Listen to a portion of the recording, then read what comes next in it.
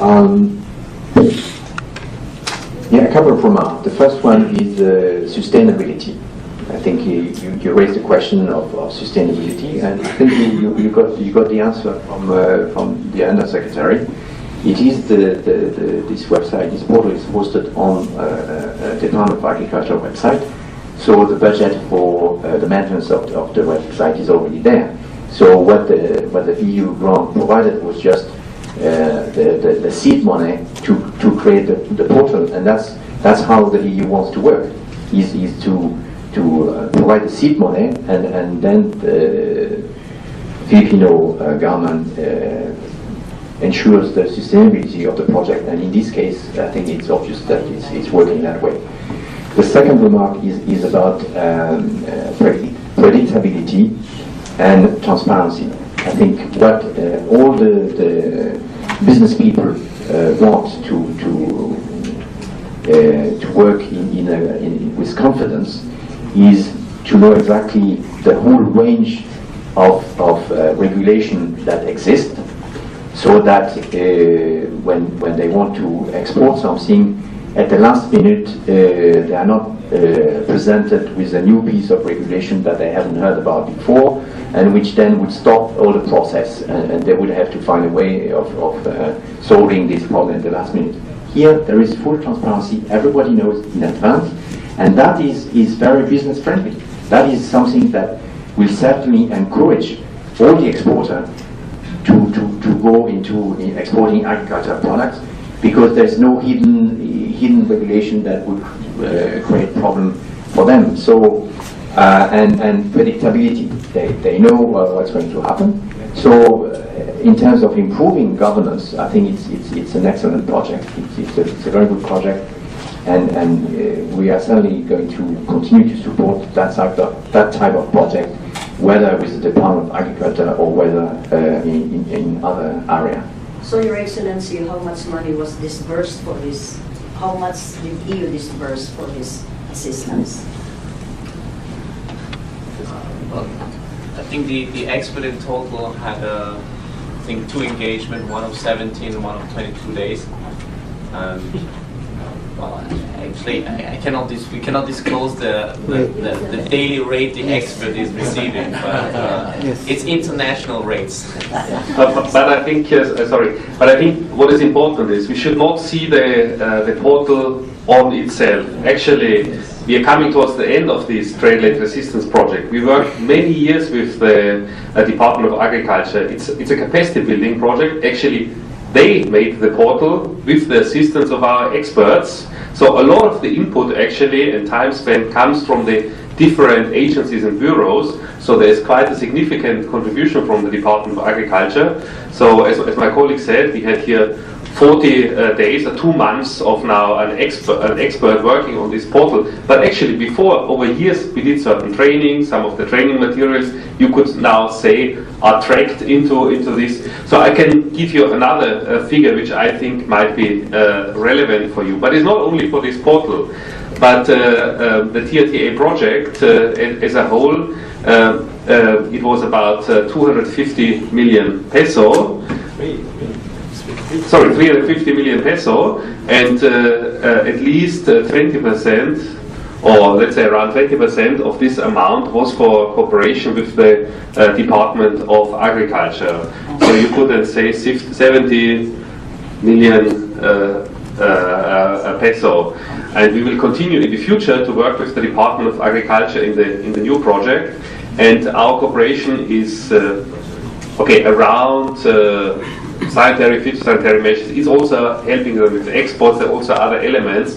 But this is, all countries have now tools like this. In the European Union, we have a portal. So for any Filipino exporter who wants to export to Europe, we have something similar. Other countries have it. So it was an important step that the Philippines made such a portal, and to use then also a project to ensure that you consider international experiences, I think was an excellent step. Thank you. Thank you. Yes, may we have another question from the lady at the back? Please use the mic.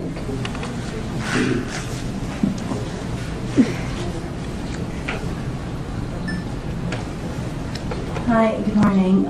I'm Lois Calderon of ABS-CBN News.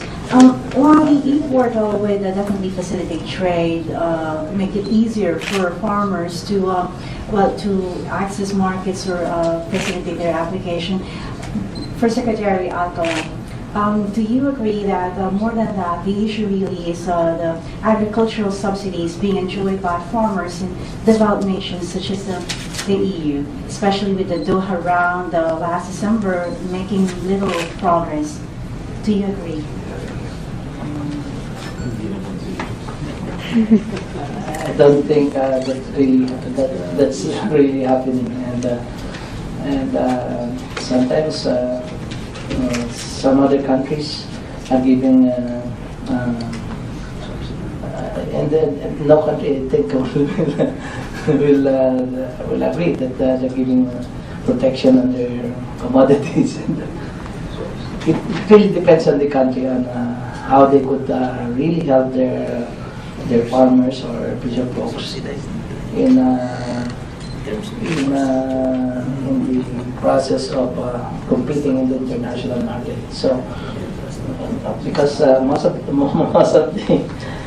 the I think the businessmen here in the Philippines are also asking, and they want to verify or validate that the traders in the other countries are giving a lot of subsidies in their farmers or fisher folks. That's the way. That's the main reason that they can compete in the international market. So most of them are also asking the Philippine government, which I think the government cannot provide. I think. Did I answer the question? Yeah, Mr. Ambassador. Yeah, thank you for raising that question related to international trade and the Doha round. I think the EU is very much in favor of concluding the Doha round as soon as possible. Regarding agricultural products, as I've mentioned in my speech below, the EU is the largest importer of agriculture in the world, and the EU is importing more agricultural products than other OECD countries combined. So I'm a little bit surprised that you raised the issue of protectionism of the EU. My second remark is regarding the impact vis-à-vis the Philippines. The Philippines is exporting coconut products and fruit like mango, banana. I would like to remind you that in Europe there is no country producing coconut and no country producing mango. Banana, very few. So I don't believe that there is any measure supporting European farmers that are negatively affecting Filipino farmers.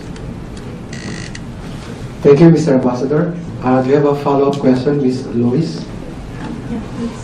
First, thank you, Mr. Ambassador. For Secretary Alcala again, Secretary Pulisima said yesterday that there was an over-importation of rice. This was during President Arroyo's term. So can you just give us how are the rice imports last year, and was this your target rice imports for this year? Thank you. As we have observed, every one of us, I think, observed that in 2010, before this new administration came in, the importation is reached 2.4 million metric tons. And last year, we just imported 860,000 metric tons. It's only one-third of what we have imported in 2010. And this year, we just had a go signal to the NFA that we will only import 500,000 metric tons. So, as you can see, these figures are based on the projected staple sufficiency program of the country, wherein we are projecting and we hope that we can be staple sufficient after 2013. So, thank you. Yes, ma'am? Yes, follow-up question, Ms. Luis? So the rice, the target for self-sufficiency in rice, that's 2013. After 2013. So by 2014. Yes, we will be sufficient. Thank you, Mr. Secretary.